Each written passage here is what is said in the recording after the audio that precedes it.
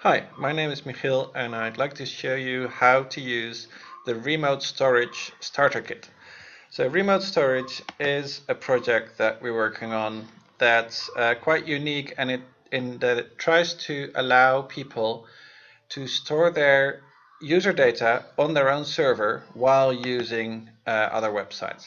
So you go to a website and instead of putting your data into the website, you store the data on your own remote storage. Now the website is remoteStorage.io, and in this screencast I'll try to show how to get started with the starter kit for developers.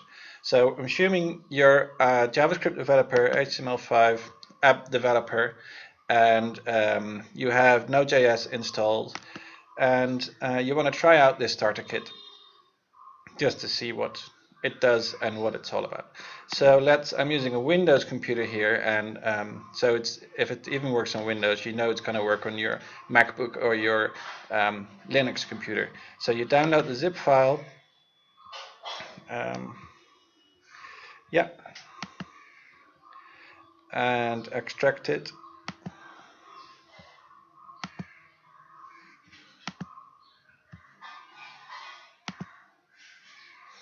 And then you go to that folder with the terminal.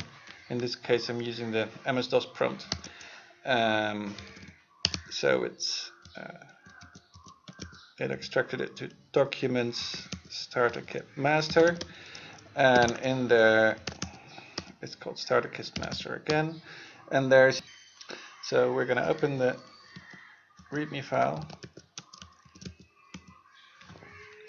and there it says blah blah blah, install Node. Okay, cd into starter kit and say npm install. So if you use Node, then you're probably familiar with that. This installs all the dependencies of the starter kit. And now we can run it. Let me see, right, Node starter kit. Right, and it says C localhost port 8001. Let's try that.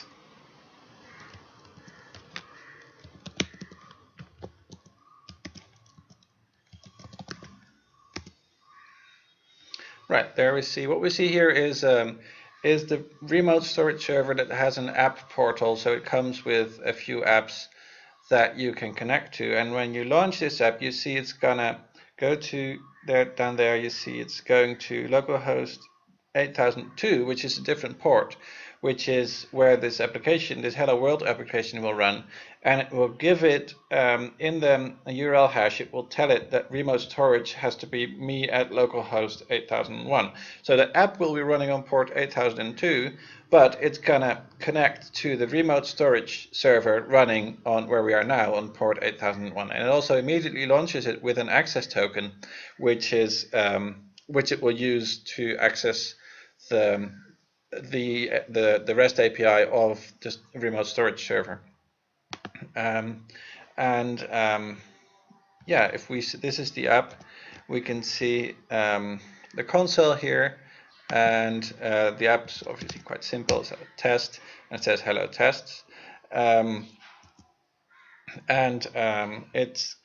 has change events coming from the window, or changes coming in from remote, and you see that it's doing GET requests to storage port 8000 in this case, and it's getting the notes folder and trying to find out note.txt, which is this file we're editing. And when you look at these requests, you'll see that they have course headers.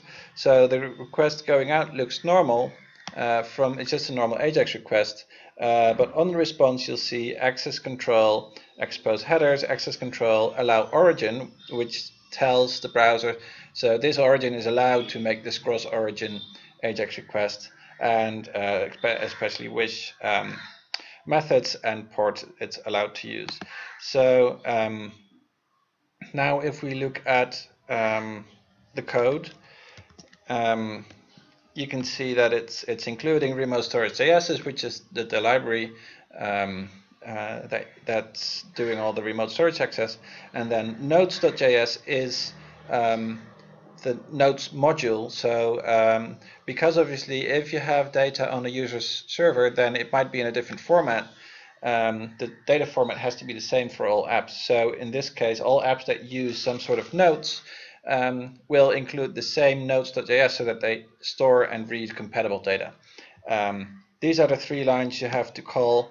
One is to claim read and write access to the user's notes, and that also then loads in the notes library, module, and so that you can access it at remoteStorage.notes, and that module then exposes the get node and set node functions in this example, and it also exposes a change event which you can listen to with on change, and then says whenever there's a change, display node. So it might be that you said set node, and then you will get a change event with origin window, or you said or a change is coming in from the remote, and then you will receive a change event with origin remote. And display widget displays the widget, which is this one here, and this also shows you that you're connected to your account at a localhost port 8001, and there's a button to sync and to disconnect. And when you're not connected, so now we launched into the app already being connected with this special parameter, but if you're just visiting the app straight away, you can click connect remote storage, and then you'll be able to say me at localhost port 8001, which is where the storage is running, and then you get an OAuth dialog. It's very simple in this case, where you can allow access. But you could also use any other remote storage account. For instance, I could use my 5apps account, and then if I click connect, then you will say look up the web finger at 5apps, and then it's signing me into my 5apps account now. And then the data will be stored on the 5apps.com storage, even though there's only one website, but different people using that website will have their storage in different places. Now to go back to the code of this Hello World example, obviously the next thing you'll do is when you've got this starter kit running and you see it working, then you're going to edit this Hello World app.